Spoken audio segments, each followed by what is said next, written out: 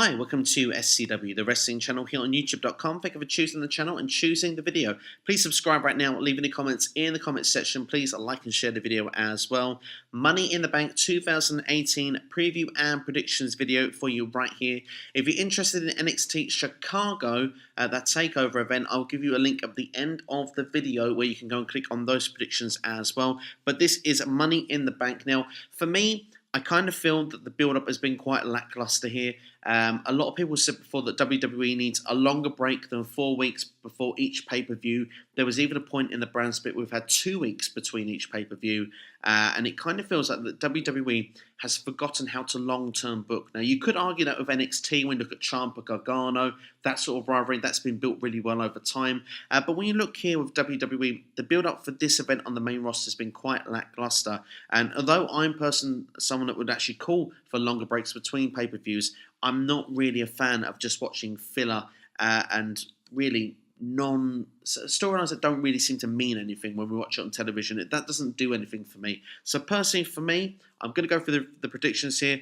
But for a lot of the card, I must admit, I'm not majorly excited. But I am hopeful that we'll get 2 really good Money in the Bank ladder matches here. And there are 2 or 3 matches here that could really steal the show. So without further ado, let's get straight into it, shall we? Do the pre-show match now, the SmackDown Tag Team Championship.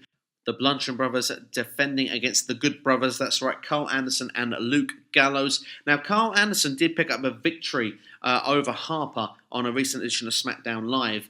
That goes to tell you everything that you need to know about this, as well as the championship match being on the pre-show.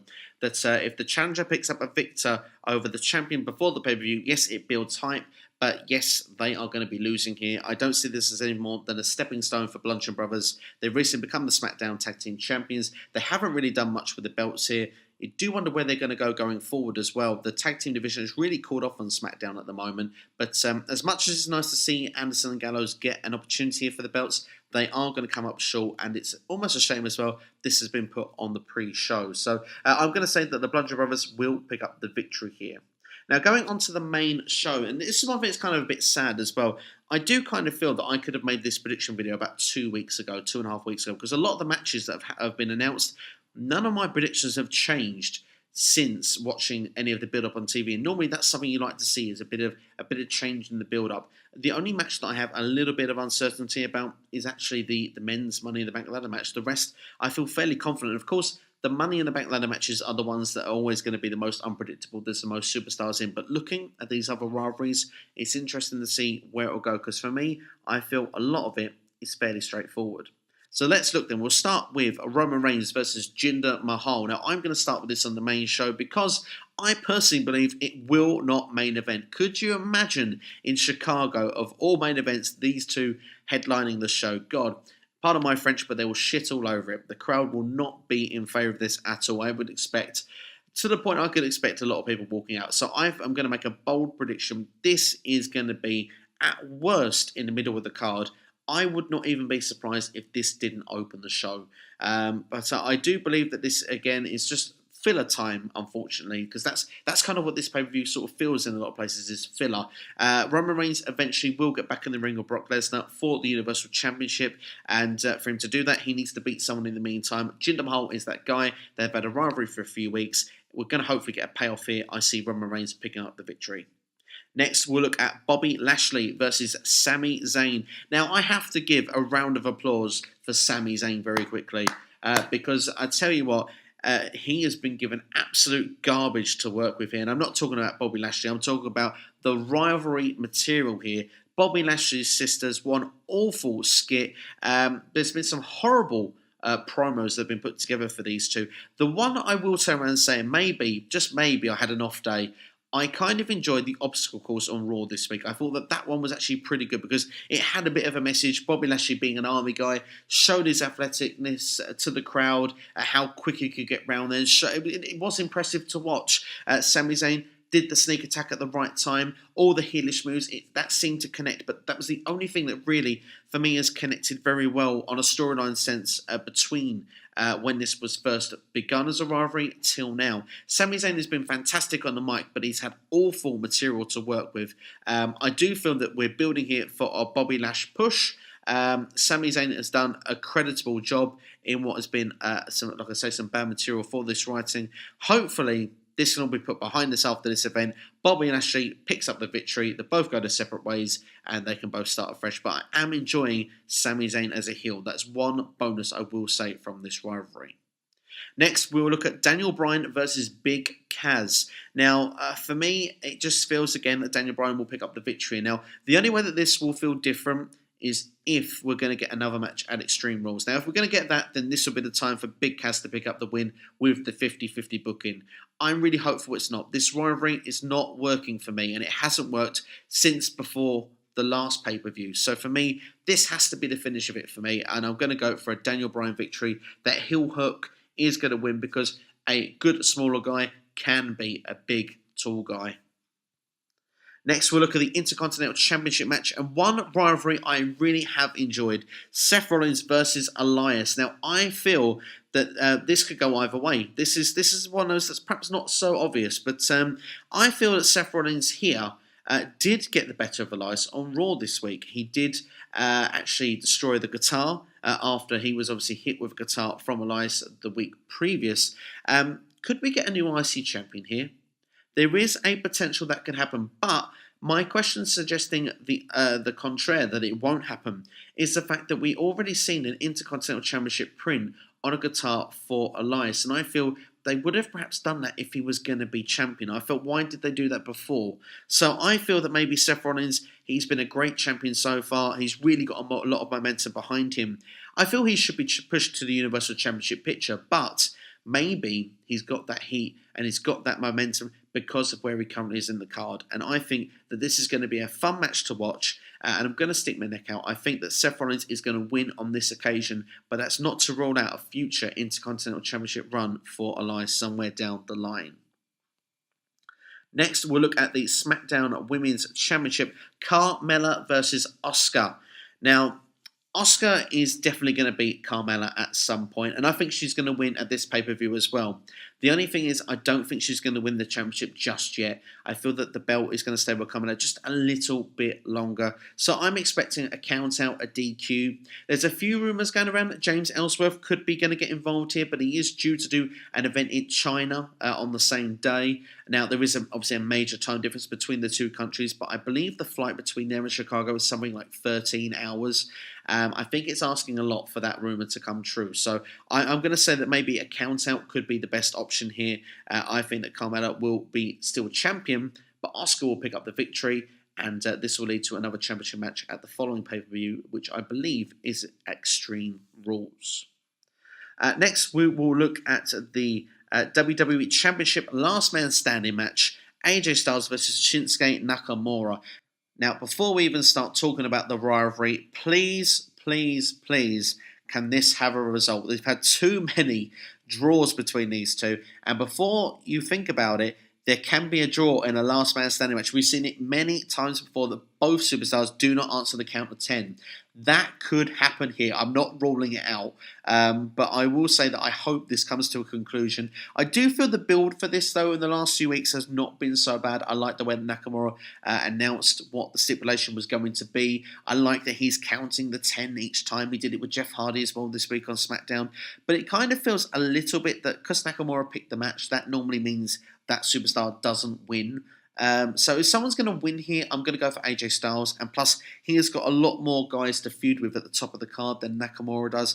Nakamura could go against Daniel Bryan, but I don't think Daniel Bryan is being booked here as a main eventer at this moment. And I still feel they're going to go with the long route for Daniel Bryan to become champion again if he's ever going to hit that height in WWE again. So I believe right now AJ Styles is the most likely here to carry on as champion because he's got the likes of Samoa Joe, he's got The Miz, he's got people he could be facing in the championship picture. So if there's going to be a result in this and it's not going to be a draw, my guess is going to be AJ Styles. Well, let's look at the men's Money in the Bank ladder match. So we have got in this match Finn Balor, Braun Strowman, Bobby Roode, Kevin Owens, The Miz, Rusev, Samoa Joe, and one member of the New Day, which is yet to be announced. Now, I've got to say, first off, I like the fact that they've kept that secret. There has been a mystery going the whole way through here. I'm going to make my first prediction here that I think it will be Big E. A lot of people seem to think it'll be Big E, so that makes me feel I wouldn't be surprised if it was someone else. But Kofi's had his chances in Money in the Bank before, so I feel it probably is right to give that opportunity to somebody else. It could be Xavier Woods, but I kind of feel he would be really lost in a match like this. I don't think he has the star power. Although he's improved in 2018, I feel as well against the likes of Rusev, Kevin Owens, Samoa Joe, Braun Strowman, he really is going to be one of the real lightweights in it, and I can see him getting pummeled. So for me, it makes the most sense that Big E would be the muscle. He can be agile. It feels to me he would be the best suited member of the New Day to be involved in this ladder match. As for going for a prediction, of course, I feel that there couldn't really be a wrong answer looking at most of those guys in there. But I feel Braun Strowman would be a bad choice to win it, mainly because I don't think he needs it. And he has had such momentum as well, which normally suggests that he won't win. Samoa Joe didn't win on SmackDown this week, which was interesting. He was one of my two picks. My other pick was The Miz. Now, I thought that The Miz could actually have the Money in the Bank contract and could...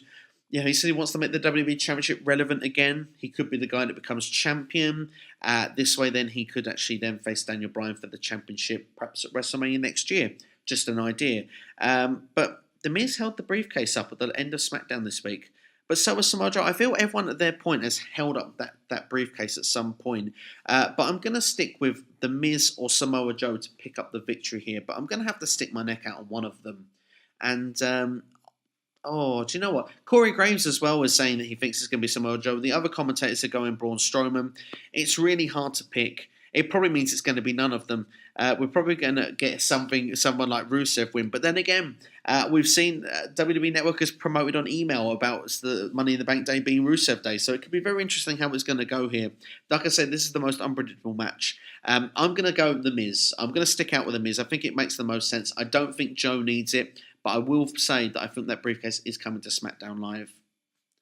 Next, we will look at the women's Money in the Bank ladder match, and the superstars involved with that one are Ember Moon, Charlotte Flair, Alexa Bliss, Becky Lynch, Natalya, Lana, Naomi, and Sasha Banks.